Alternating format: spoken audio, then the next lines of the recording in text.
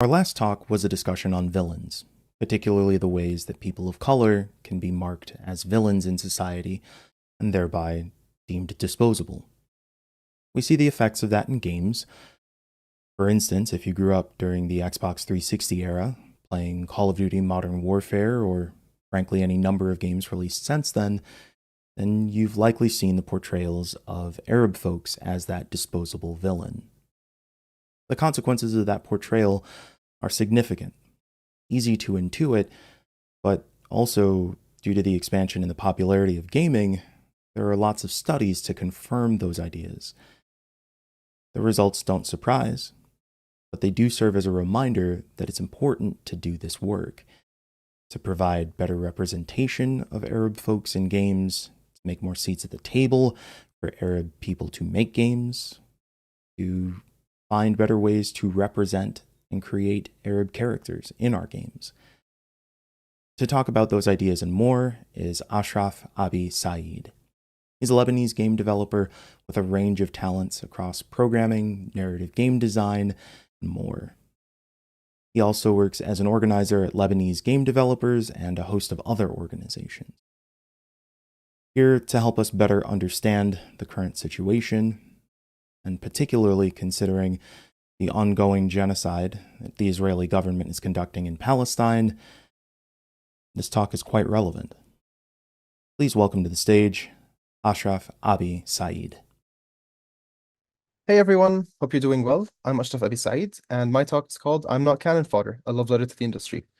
I am a game developer living in Lebanon, and I've been here for around 4 years. I am employed as a game programmer, narrative design instructor, program coordinator, and consultant and freelancer. I'm a huge fan of ducks, as you can probably see over here, and I have like a couple hundred sitting next to me as well. Anyway, I'm also a leader and organizer at a few different initiatives that I either started or have been helping out in.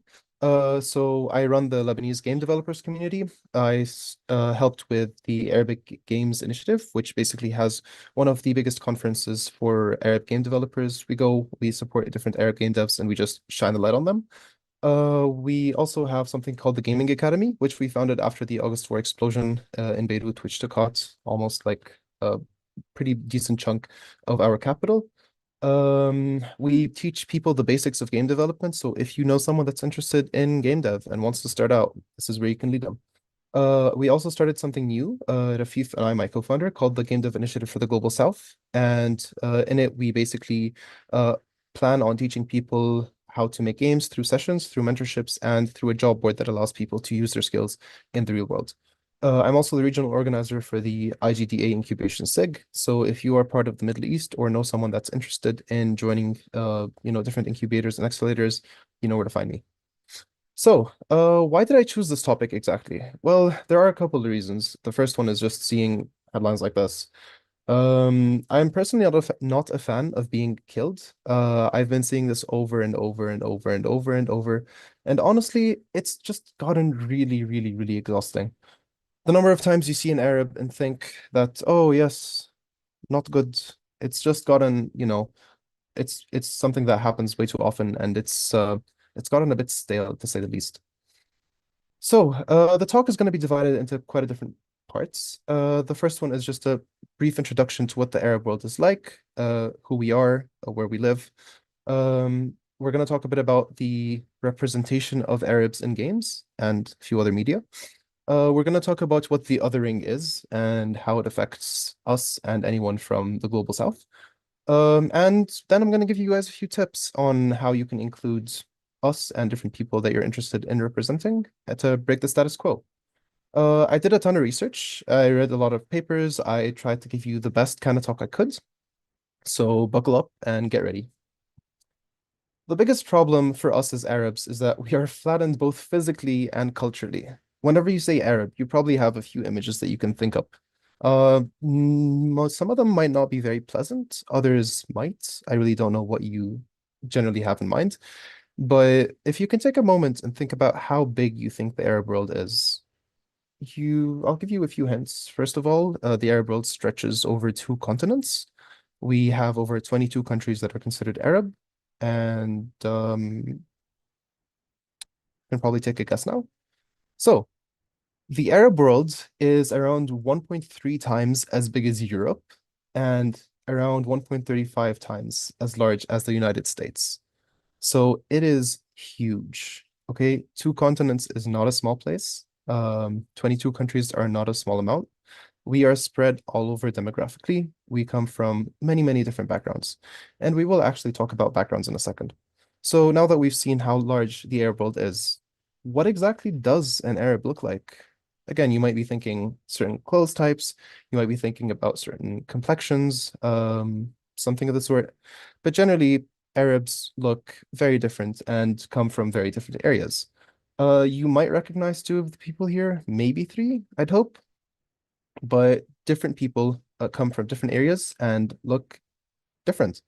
The bottom left people are both from the same country, so even people from the same country might not look the same, which just gives you an idea that the general stereotyping of what an Arab looks like is not that good of a deal, to be honest. So, an Arab can be many different things, as I mentioned. An Arab can come from many different religions. They can speak many different languages, and they can come from many different ethnicities. Whenever you look up a certain country's ethnicity, you might find out that you have different kinds of people living there. And yes, people can come from different ethnicities as well. You can have different people coming from different areas. You can have people coming from multiple backgrounds and have multiple they can speak multiple languages. They can be of different origins. They can have different family members, like uh some people's parents might not be from the same country or the same area. So this also has a huge sign of amalgamation that allows people to come from different areas and be of different just have different backgrounds basically. So you probably won't read all of this, and that's totally fine. It's just there to tell you that we have a ton of people from a ton of different areas, all gathered in, 22 countries. So, unfortunately, Arabs usually, when it comes to media in general, they're not really seen as people, which again, going back and referencing my talk title, we're usually seen as someone to shoot, someone to kill, and that's really, really not fun. It gets tiring, it gets boring. Generally, we're divided into four different categories. The first one is Oriental. The second one is the explosive. They're the ones that always scream and then suddenly die for some reason. Um, there's the extremely rich and extravagant people, and finally, there's the nomadic people. We will go through some of these in a bit, but generally, what you have to know about the rich people is it's always, he has 100 billion camels and he will go and, there's this silly joke that we say. Some guy, he texted his dad. He's like, yeah, dad, the UK is amazing, but everyone takes the train while I have to take, like my Ferrari.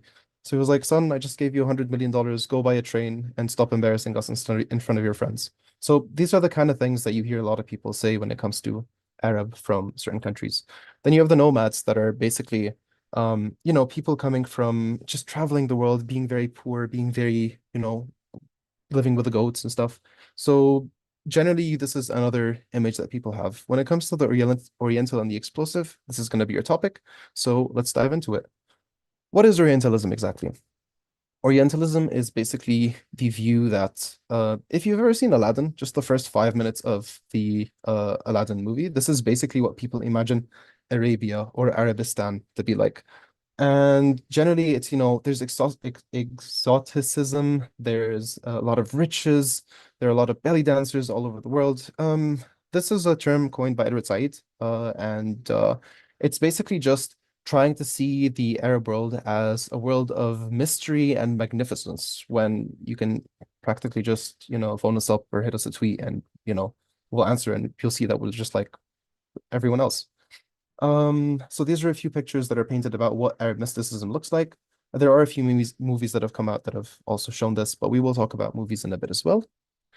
Uh, what's a terrorist? A terrorist is basically, according to Google, a person who uses unlawful violence and intimidation against civilians in the pursuit of political aims. Generally, I don't really see the word, Arab or Middle Eastern anywhere in there, but this is something that's become extremely conflated with what a terrorist is, and this is also something that's been bothering us as Arabs for quite a while. The problem with all of this is the fact that this encourages people to try and not just conflate us with what a terrorist is, it also gets people to create games where we become cannon fodder. We become just used to be thrown away, exploded, target practice, whatever you'd like to call it. There are a few racist and extremely negatively impactful games that have to do with Arabs. You can look these games up. I don't want to give them a lot of publicity, but generally, these are games where you kill certain types of people, generally non-whites, generally Arabs. Generally, we are not regarded as people that deserve to exist and live. So this is why we are used and just randomly generated in different areas. It sucks, to say the least. Some of the other games that might be a bit questionable are, Call of Duty and Counter-Strike. But the games are fun, first-person shooters are fun. I'm personally not a very good aim, so I usually try to avoid these kinds of games. But it's totally fine for people to enjoy different kinds of shooting games. The time it gets tired is when you are generally being shot at over and over and over, and you are not seen as someone that's, you know, um, can be anything else. So yeah, if y'all do decide to ever make a first-person shooter, please don't put Arabs as the bad guys. There are a few stats from the studies that I mentioned. There's a 2001 study that happened before 9/11 on 1,000 movies containing Muslim Arabs, and over 900 of them had negative portrayals of Arabs. The problem with this is 900 is a huge, huge term. And this is before people started conflating us with 9/11 and all that stuff. In a 2016 study, it was basically a study on a ton of different games, and it found a few different enemies that people looked at. Some of them were humans. Yes, they divided humans and Russians and Middle Easterners as different people. Same with Latin Americans. The thing is, if it was a human, it was just generic person. If it was any of the other nationalities, they were more mentioned. Generally, they mentioned Russians as nationalists or ultra-nationalists, and Middle Eastern or Latin Americans as terrorists. So once again, we have been conflated with terrorism over and over and over. And if it could be anything other than that, I think we would just generally appreciate a new, uh, point of view from these kind of games. Uh, this causes a problem. It makes Arabs easy to kill. And this doesn't just affect us in person, it also affects, it doesn't just affect us in games, it also affects us in person. Because once you start dehumanizing a certain population, a certain people, you stop caring much about what happens to them. Because, you've seen it all before. I mean, sure, it was in Call of Duty, sure, it was in Counter-Strike, but it's all right, it happens. So whenever you're mostly represented as a certain group, it starts ingraining this idea in people's minds, and this just causes things to become more desensitized, more you can just generalize more, you can blanket statement everything. And this is something that really, really, really needs to change. The othering is a problem where you have us versus them. It doesn't help that generally you have, us are we like Arabs in general are in certain location, and Europeans are in another, Africans are in another, the US is in another, and the US is basically really far away from us, so they cannot see us as well as we can see ourselves. Generally, whenever you're able to distance yourself from whatever you want to have as an opponent, this causes people to desensitize, to stop looking at people as people, and to start viewing them more as, um, statistics to a certain extent. If I told you there are 400 million people somewhere, you'd be like, okay, that's a pretty big number, but you just call it a day after that. So we have been othered so hard to the extent that even when we are not the subject of a certain discussion, the hate against us increases. So there was a study done where people played three groups, sorry, played different types of games. One was a non-violent game. The second was a violent game where you killed Arabs, and the third one was a violent game where you did not kill Arabs. In both violent games, the I would say basically when when you were killing someone, basically, you ended up shooting non-Arabs and still hated Arabs because of the situation at hand. So generally, FPS games increased animosity against Arabs in general, whether you were killing Arabs or not.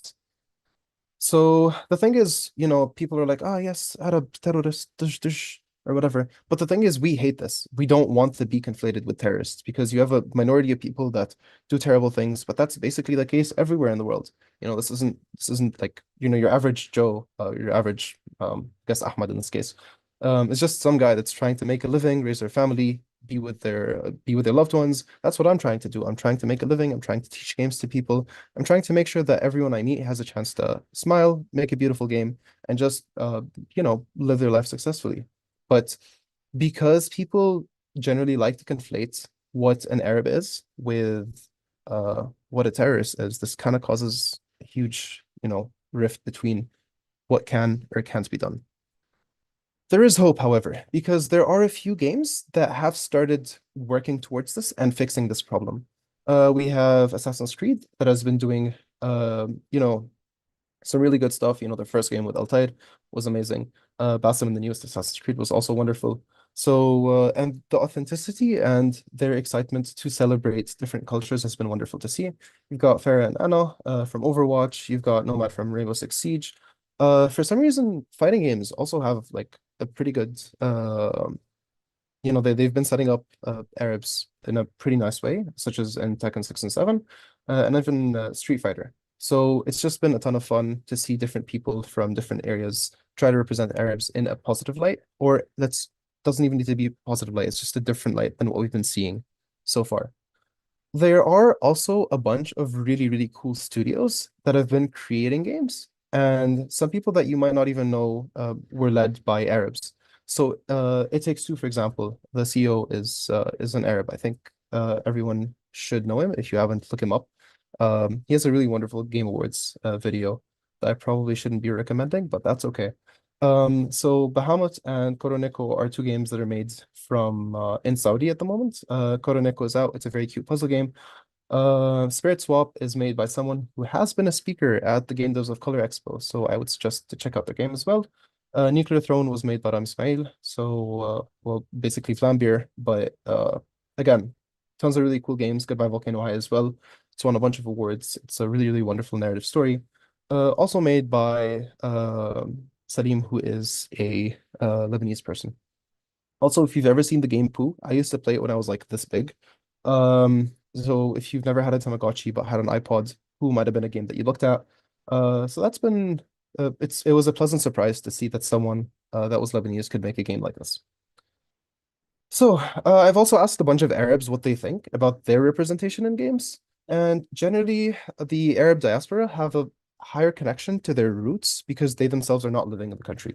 So they care a lot more about the way that they are seen because whenever you do live abroad, you realize that, oh, huh, not everyone sees us the way I see us. They don't understand that someone that's a jerk is a jerk because they are a jerk. They think that someone is blank because they are insert racist thing here. It doesn't even need to be like, intentional racism. It's just something that you expect because, you have like one or two people to use to give you a general idea about everyone else. So anyone that lives abroad generally views the games that they play as a way to see themselves in the games. So an Arab playing a fighting game or a shooting game, sorry, doesn't feel too bad about shooting the bad guys that happen to look like Arabs because they understand that bad guys exist. But whenever you're living abroad and you're kind of looking at this, you're like, oh, okay, so where else can I be seen? And you just look around and you're like, nowhere. And this is kind of why we we need to change this. We need to work hard to do something different. So yeah, basically those that are living at home care less for what it looks like because their worldview is different. But those living abroad understand that this is how we are seen and this is what they need to change and this is what they would like to change. So I have a few tips and tricks to help you out with anything that you might be thinking about to kind of change this. All of these tips as well do not apply exclusively to Arabs. This applies to anyone that feels misrepresented or underrepresented. So I hope you can take these into consideration and that there are things that you enjoy and implement into your games. Tip number one, make more games that have an Arab touch to them. Obviously, just, it's not just about plopping an Arab in there. It's just about trying something different. The number of games we've seen in New York, the number of games we've seen in just the US in general, in Japan. How many games have we seen in Beirut and Lebanon that don't involve having my university shut up because currently a game uses the American University of Beirut as a place to blow up and That was not a comfortable sight, to be honest, especially when I did not even recognize the university. But do something new, invite different people onto your teams and get them to experiment with whatever culture they're from. Create games where Arabs do not conform to one of the four stereotypes. So you may be wondering, what exactly should Arabs conform to? Honestly, nothing. Just, you can set them as people. That's totally fine. So I want you to show compassion, bring out the empathy. We need to break the cycle of hate and dehumanization by creating games that represent Arabs as, or anyone that's been underrepresented as someone that is not whatever the status quo has set them as. Um, Give us personality, make us funny, make us sad, make us weird, make us excited. You can just do something as simple as not having us shoot anyone. This in and of itself is enough to do something different than whatever the mainstream media has. Normalize the existence of Arabs. This also works for anyone, anywhere in the world. Whenever you have people from a certain area, whenever you have people that look a certain way, whenever you have people that speak in a certain dialect or in a certain way as well. Whenever you have someone that has a visible disability or an invisible one, and you also want to showcase them, that's always, always, always wonderful. We have to normalize the existence of people that are different than what we normally see, because the world is a beautiful, beautiful place.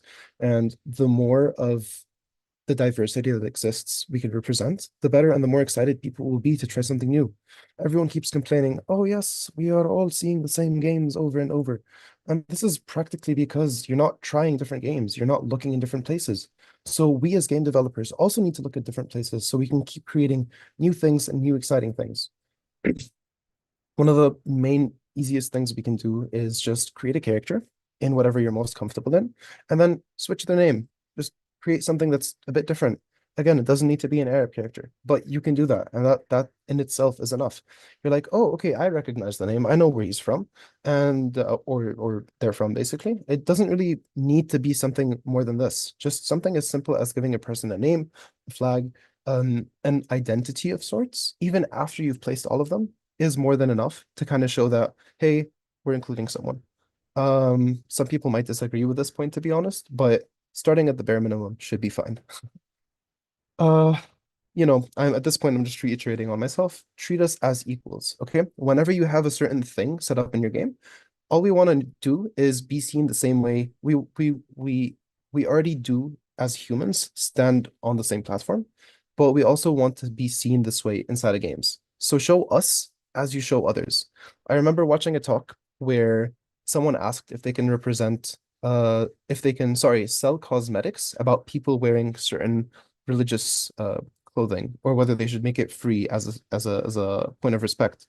So the speaker replied, did people pay for the cosmetics of other religions? And they were like, yes. So what they said is, perfect. Then you should also have us pay for these cosmetics as well, because we don't want to be different. We want to be treated as equals. Okay? So make us feel like we're part of your world. Make us feel, as equally seen as anyone else you've included. And finally, let us speak for ourselves. If you know an Arab friend, if you know someone that's a professional in the industry and is willing to share their experiences with you, that would be perfect. That would be amazing. The number of times I've spoken to some of the Arab devs you've seen that have included certain jokes that people from their communities would understand, and the number of people that have understood these jokes and posted about them, there's a huge, huge number of people that just love, love, love this kind of stuff. So let us speak for ourselves. Give us a voice. Let us share what we know with you, with your communities, with the people that are interested in playing whatever new thing you're spicing up. And the one thing you should know is that no one voice is right. Again, as I mentioned, we are 22 different countries. We are spread across two continents. It's a huge, huge area.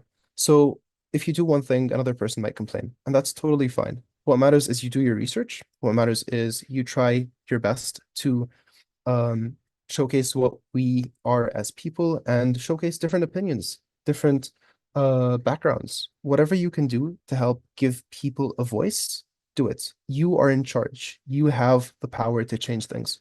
So use it.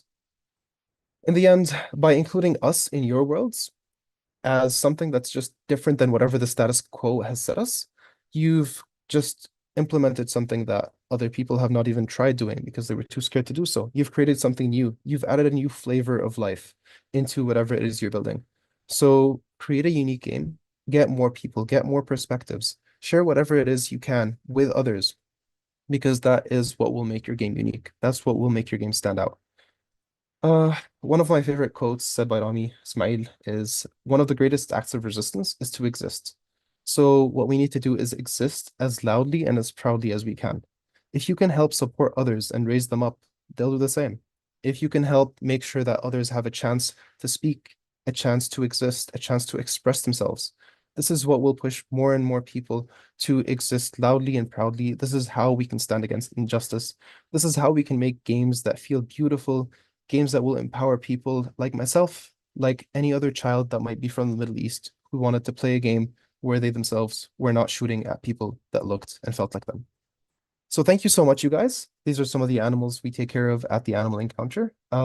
If you have any questions for me, I'm available either by email, LinkedIn, or Twitter. I also have a website that sometimes works. So yeah, if y'all have any questions, you can just email me or follow me and uh, I'll answer them as quickly as I can.